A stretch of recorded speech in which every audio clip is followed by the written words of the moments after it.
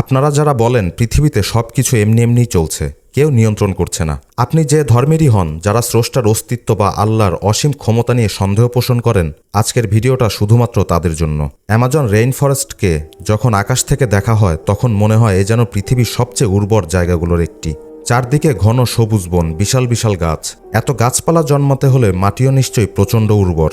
কিন্তু অবাক করার মতো ব্যাপার হচ্ছে, এখানে প্রায় প্রতিদিন এত পরিমাণ বৃষ্টি হয় যে অ্যামাজনের মাটির পুষ্টি উপাদান ধুয়ে চলে যায়।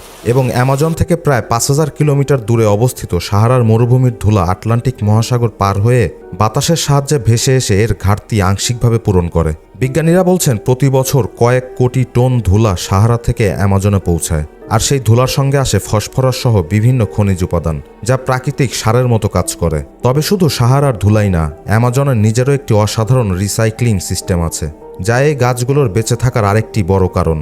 এখানে প্রতিদিন লাখ লাখ গাছের পাতা ঝরে পড়ে, গাছের ডাল, ফল, মৃত গাছ মাটিতে জমে। একটা সময় পর এগুলোই পচে গাছের খাবার নাইট্রোজেন, ফসফরাস, পটাশিয়াম তৈরি হয় এবং অ্যামাজনের গাছগুলো খুব দ্রুত এই নিউট্রিয়েন্টস অ্যাবজর্ব করে। এটা একটা ইনলেস ন্যাচারাল রিসাইক্লিং সিস্টেম। এখন প্রশ্ন হলো, এত নিখুঁত ব্যালেন্স, এত বিশাল কোঅর্ডিনেশন, এত সূক্ষ্ম পরিকল্পনা, আপনি কি মনে করেন এগুলো আপনা আপনি কারো ইশারা ছাড়াই হচ্ছে? ভাবুন, বেশি বেশি ভাবুন।